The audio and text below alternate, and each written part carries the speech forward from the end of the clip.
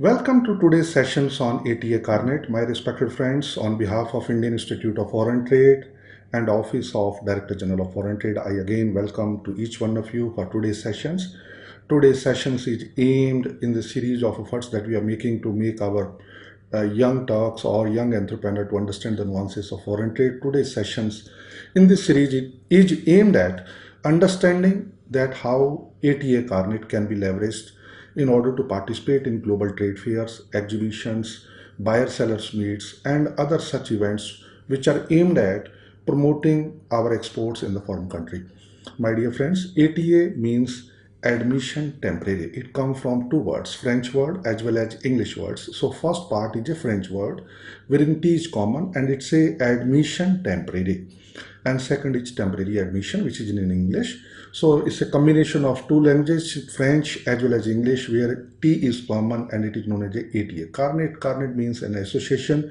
It is a association of the countries, 78 countries of the world, wherein a convention was signed in 1961 by the countries so as to allow duty-free imports as well as export of certain cargo for the purpose of participation in exhibition, trade fair, buyer-seller meets, and other such events which are aimed at promoting foreign trade in the foreign country.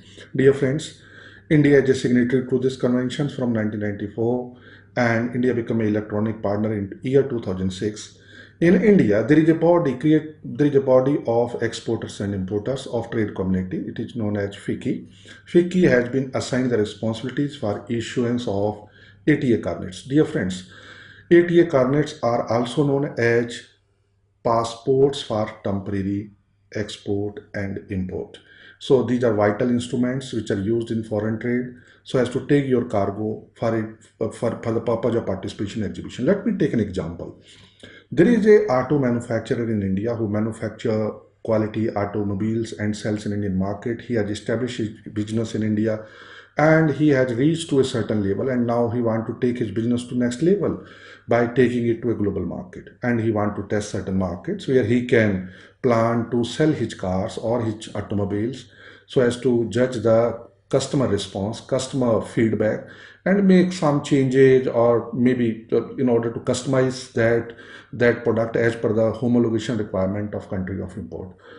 In order to test a market, ATA Carnet can be a beautiful instrument wherein a manufacturer can apply to FICCI. FICCI will issue a ATA Carnet, which is a document which is issued with a certain procedure. And then exporter can take his cargo in a country of import without paying duty in India and without paying duty in country of import. So he avoid the payment of duties. My dear friends, duties may be very, very high. For example, if a car manufacturer, some German car manufacturer want to come and showcase his cars in India, basic custom duty is as high as 125% plus other duties which include various cess also, IGST, compensation cess, environmental cess. So including those cesses, the total impact become 256%, too much of duty. For example, car is worth 1 crore rupee, duty will be 2 crore 56 lakh rupees. Too much of money which is being wasted in the whole process.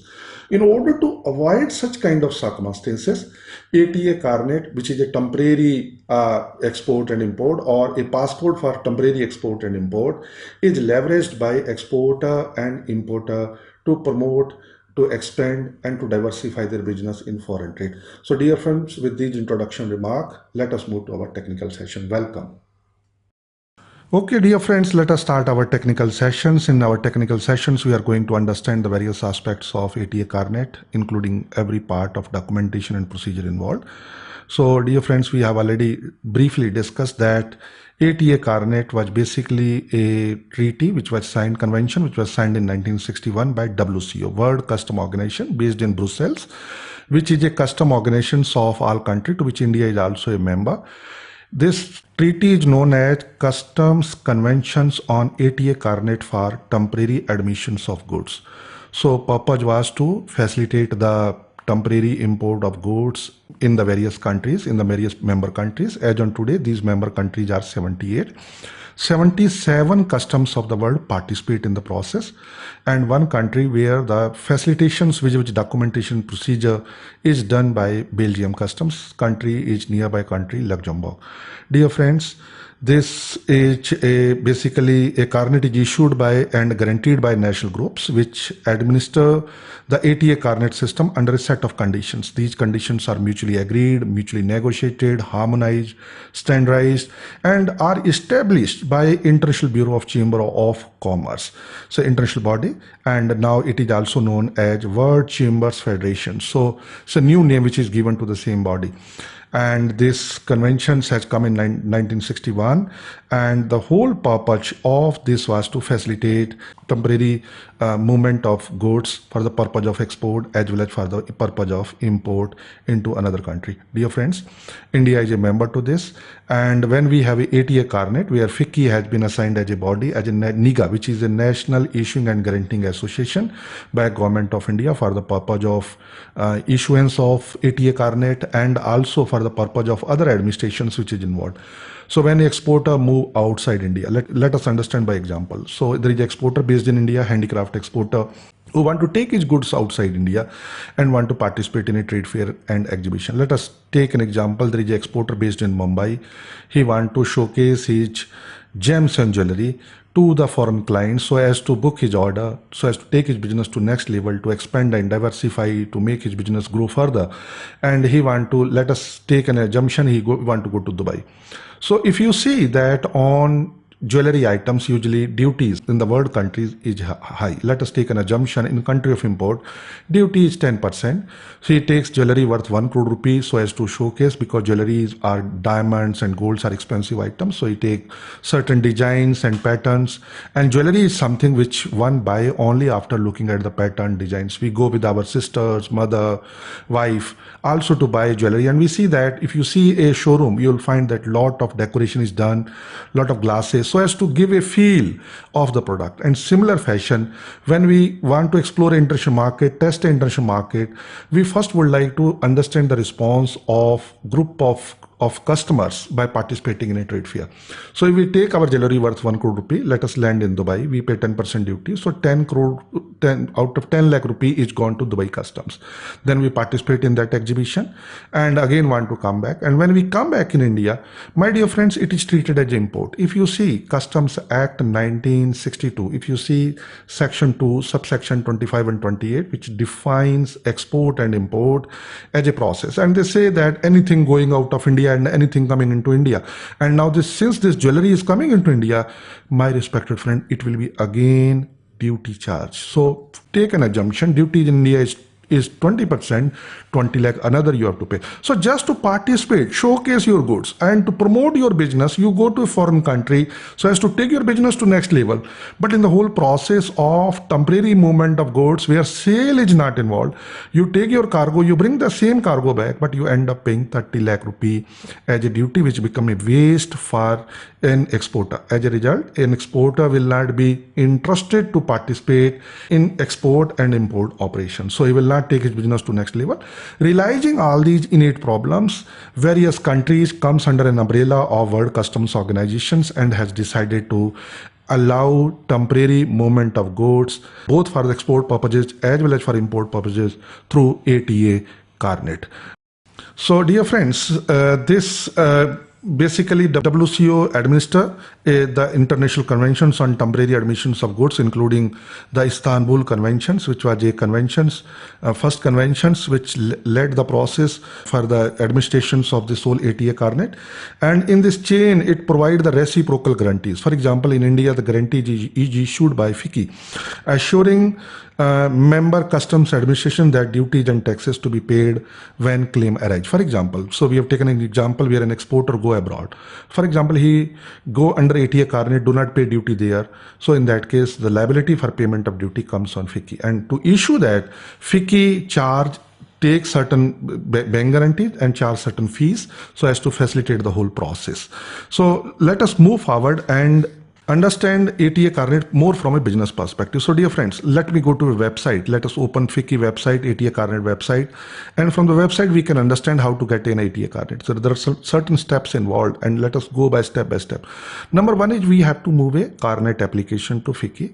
Now you can register online on FICCI website. You can just see here, there is a loop given where you can register your email, your login will be created, then you can apply online.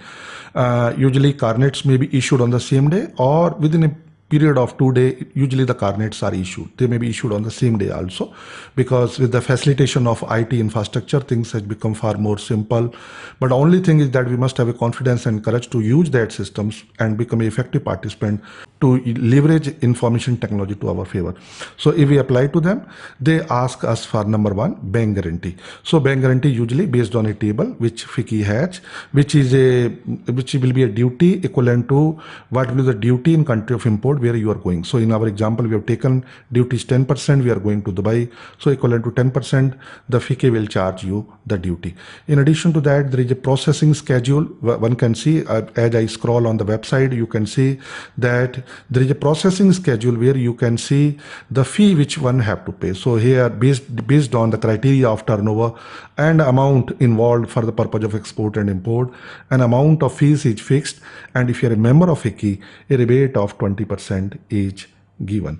And then letter of authority, which is issued by owner of the firm to the person who is taking the cargo on behalf of this firm to participate in exhibition. So dear friends, these are the 4 basic steps we have to conclude. And when we do so, FICCI issues us ATA Carnet. And once we have ATA Carnet, then we have to file shipping bill with Indian Customs. We can file it electronically on IceGate. So let us go to IceGate website. From our slide, we can see where we can apply on IceGate platform in ADI format, along with the copy of, you say, endorsement that we have got, the copy of, you say, this temporary passport that we have got from FICCI. We have to attach a copy of that. And Indian Custom Pass necessary entries, which temporary export. It means number one, FEMA compliance of mandatory realizations of export proceed within the time period of 270 days does not apply on you, number one. And you need not to realize the foreign exchange because you're taking your goods and will be bringing them back. Second point, dear friends, they also take note of the respective dates for which they will factor it subsequently whether you are coming within time or not. Then you can take your goods to country of import where you file bill of entry or any other custom declaration document which may have been mandated by a country of import. In case of India, it is a bill of entry, and then you file, then you attach a copy of your ATA Carnet. The same way the procedure is taken care by the custom administrations of country of import. Then your goods are allowed duty free. You do not pay duty in India. You do not pay duty in country of import. Your 1 crore rupee cargo land up in a country of import with 1 crore rupee. You go, you showcase your cargo to prospective customers through exhibition, trade fair, as a sample, or as a purpose of testing, or as a purpose of calibrations, or any other purpose, or to in a numaish, or maybe other activities aimed at sales promotions. Now, recent changes also allow the temporary movement of crews for the purpose of shooting, or for the purpose of TV serial shootings, or maybe film shootings, or advertisement shootings, something like that. New circulars allow that process also. And then you can showcase you can book your order, and you can bring your cargo without paying duty in country of import as well as in from country of export. So whatever cargo you take, but to take to a particular country, you have to bring that back. Whether you can sell your cargo or not. Yes, this is a very important question, my dear friends. One can sell his cargo in country of import, but only thing you have to keep in mind is that this cargo is under custom bond.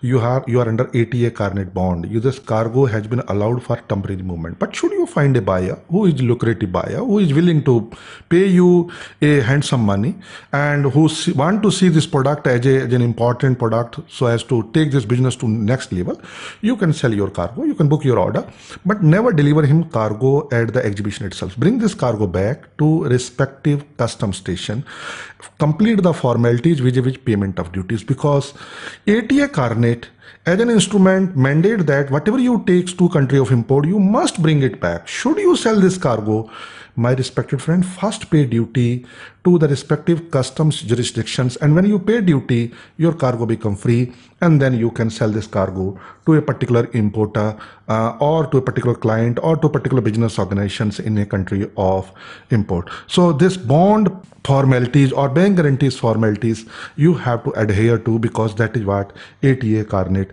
mandate to. My respected friends, if you have taken your cargo abroad, what you can do, you can your cargo for the purpose of display, demonstrations, various uses, which may be for the purpose of, you say, goods are intended for the use in connection with display of a foreign product, and wherein the goods necessary for the purpose of demonstrating machinery or an apparatus, and in addition to that, constructions and decorations of material including electrical fitting for temporary stands for an exhibition that you can also take along, advertising and demonstration material which will be shown as a publicity material for the purpose of promoting your goods or your cargo in a country of import, which also includes sound recording, maybe film, and some lanterns and some slides, some apparatus. Such kind of items can also be taken care of. In addition to that, you can also take along equipments including interpretation document. For example, you are going to country which is Spain, where Spanish language is spoken, so you can take a electronic dictionary so as to understand the customer requirement. Now, electronic dictionary, if you say, it can be a good translator to convert what customer speaks into English or into Hindi, and from where you can understand your client requirement. Any other apparatus and any other sound recording material, any other material which is aimed at educational, scientific or cultural character. When I say cultural character, it means, for example, a troop from Punjab want to go and want to participate in a cultural event in Canada, where lot of Punjabi people have migrated, and there is a show there, cultural show there, where folk singer from Punjab want to go and participate. Even that is allowed under ATA Carnet. My respected friend, in addition to that, sports persons who are going to display their talent in a country of, where the event is likely to happen. For example, Michael Schumacher has come in India to participate in a JP Grand Prix, which was held in Dunkor, which is very close to Greater Noida or Noida, maybe 30-40 kilometers from that place, where he has brought his car to show his talent of car biking or car racing, and which is aimed at creating an adventure environment of entertainment, environment of promoting tourism of the country, which facilitate the orderly and sustainable growth of foreign trade, whether of goods or services. Dear friends, this car may have attracted a very high rate of duty of 256%, as I have discussed in the beginning of this session. So dear friends, this car has come under ATA Carnet. So players also come under ATA Carnet. They showcase their talent and go back. And similar fashion, musicians, entertainers, and maybe singers, maybe other cultural and artists related to theater can bring their cargo. Advertising, shooting, they can also use their ATA Carnet for the purpose of trade promotion or their business promotion. So ATA Carnet as an instrument, its role is increasing, and I am told that world over in year 2019, some more than 3 lakh Carnets were issued internationally, including the Carnets which are issued in India, which were in terms of business CVC, which were around 50 billion of business. That is the quantum and size of, of a temporary movement of goods for the purpose of trade promotions in country of import and in country of export. Dear friends, here we can go through the various countries which participate in ATA Carnet. There are 76 countries. You can see these 78 countries has major share of world trade. Maybe 85 to 90% of world trade is in the hands of these 78 countries. Should you find any country which is not member of ATA Carnet, you can use other instruments so as to take your goods for the purpose of temporary export and import. Let me take an example. If you see these slides, you'll find Nepal is not a member of the ATA Carnet. So can we take our cargo to Nepal? Dear friends, procedure is little little different, and let me cover that also, because we are covering temporary movement of cargo for the purpose of trade facilitation. In that case, you can take your cargo to Nepal. So when you reach, for example, a check post in Nepal, it's a landlocked country, let us say Raxaul or Birganj, where we reach, and with the Nepali customs, we have to execute a import bond, which may be around 3% of the value of the import. For example, your cargo is worth 1 crore rupee, so 3 lakh rupee as a import bond you have to execute. Then you can take your cargo for the purpose of 15 days, 20 days, 21 days, whatever may the period of trade fair or exhibitions to Kathmandu, where you can showcase your cargo. And if you showcase your cargo there, and then you want to subsequently bring it back, you can bring the cargo to Raxaul, complete the necessary documentation and formalities and bring it back. But 3 lakh rupee, which is paid as an import bond, will never be refunded. The beauty of ATA Carnet is that you have to pay a fee, which may be as low as 36,000 rupee, even if you are taking goods worth 3 crore of rupee. So you end up paying maybe not more than 60,000 rupee, including all processing charges, but you can take a cargo valuing 3 crore rupee, you can take to a country and bring it back. But in a case of import bond, your charges become high. As I discussed, in certain countries, this import bond is 1%, and in majority of the LDC countries, this import bond is 3%. I'm told, but I never witnessed, but I'm told that in Africa, certain countries charge 5% duty also as an import bond. That increase your cost of business or participation in country of import. So let us move to procedural part, that how ATA Carnet is issued. So my dear friends, ATA Carnet in fact involve when it is issued by FICCI, it has a front page which is of a green color. It must be kept intact because this should not be given to anybody or any customs. Page 1 includes the official seal, number, validity date, intended use of Carnet, countries in which it is intended to be used, the stamp, the date and signature of an authorized signatory of issuing authority, and signature holder of the authorized official. Dear friends, when I say this detail, this page is very, very important. And the second part, which is of the yellow color, or maybe having other combinations, for example, white or blue color, which involves basically wherein two sets are basically for the purpose of export. I mean, once goods will go from India, so one set it will be treated as an export. One set when goods are coming back from Dubai, it will be treated as export. So two sets are used for the purpose of exportation or re-importations, or as a counterfoil, which are printed on each side, which are usually in the yellow sheet. Dear friends, then second part, two set of importation or re-exportation counterfoils are printed on each side, which are usually in white sheet. In addition to that, dear friends, two set of transit counterfoil, and when I say transit counterfoil, underline it, for purpose of entry and exit are printed on each side of the blue sheet. So usually your goods will go, goods will come back, and sometime transshipment may be allowed, may be involved, transit may be involved, because certain countries are landlocked. Now let us take an assumption, let us take an example. You are going to participate in a trade fair in Frankfurt, which is in Germany, and from there is another trade fair which is lined up in Spain. Then maybe after 15-day time there is another trade fair which is lined up in Paris, and subsequently fourth trade fair will be lined up. In a short period of 3-4 months, you find that there are top 4 trade fair lined up in various parts of EU.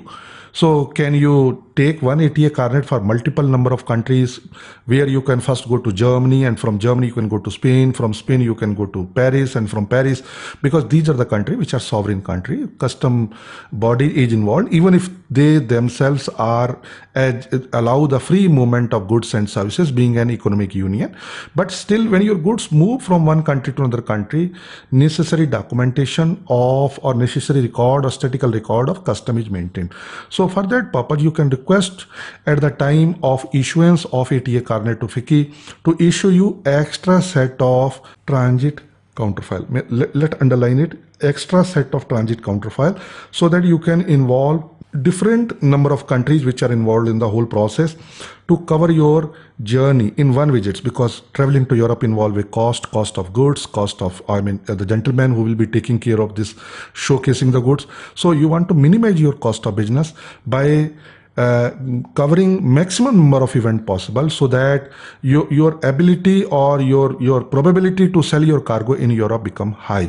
So you can participate in as many as trade fair and exhibitions. Usually a ATA Carnet is issued for a period of 3 months. It can go beyond that. You can go for 6 months, 9 months. As per your business requirement, you can increase and your business, your period of ATA Carnet so as to enhance the scope of your business in respective country of imports. Dear friends, now let me take 2-3 examples to explain you the business cases. Let us take, there is a exporter based in Saranpur. He want to participate in an exhibition which will be held in Tokyo. So he take his woodcraft or maybe furniture items and items of arts and craft and travel from Saranpur via flight through booking his cargo through a unit load devices. He land up in Tokyo. He books several orders. He participate in a exhibitions which is held every year in any month of business in Tokyo. Dear friends, for example, during the course, he find that there is a buyer who is willing to buy his cargo. It makes sense for him to sell his cargo because if he bring his furniture back, the cost of freight will be a cost to business. And plus he will bring his cargo to Delhi. From Delhi again, he has take his cargo to Saranpur. So usually sometimes it makes a great sense to take your cargo under ATA Carnet, but should you get a lucrative price or a competitive price or a price which make a trade-off to cover your return freight cost, which may be very high, involving time, involving cost, you can sell your cargo, and customs allow, the ATA Carnet treaty allow, this convention allow you to sell your cargo. Only thing, when you come back, you have to realize your payment through proper banking channels. That is what FEMA mandated. You have to file an amendment. When I say amendment, underline it, amendment for shipping bill. So your shipping bill has to be changed because we know there is a 5 type of shipping bill. First shipping bill is known as ATA Carnet. Second is known for duty drawback. This duty drawback, now your goods are going abroad. Certain element of duties may be involved, which may be duties because of which has suffered because you have used some imported component. For example, this furniture manufacturer based in Saranpur buy certain colors, certain painting material, other material from China on which he pay custom duty. So and he find under all industry rates that there is a drawback given to him. So you have to make an amendment with Indian customs in your shipping bill. You have to convert your shipping bill from ATA Carnet, wherein there was a mandate that you will never realize your money, but now you are realizing your money. Money must come through proper banking channel. Within a period of 270 days, you require EBRC so as to close this entry with the various agencies like DGFT, where you have to claim MEIS benefit or other benefits which are involved, maybe or obligations like advance authorization or EPCG or DFIA, or maybe any other obligations which entitlement so as to emerge as a status exporter. So you require copy of EBRC. So you file an amendment, under Customs Act section 149 and 154 mandate procedure for making an amendment in shipping bill. Should you make an amendment, and based on this bona fides of your transactions, custom allow you an amendment in shipping bill. And if you make your amendment in shipping bill, you can realize your money through proper banking channel, get a copy of EBRC and avail all incentives, benefits, duty neutralizations and any other assistance which is coming from Government of India. So dear friends, this whole session was basically but aimed to make you understand the various nuances of ATA Carnet. What are ATA Carnet?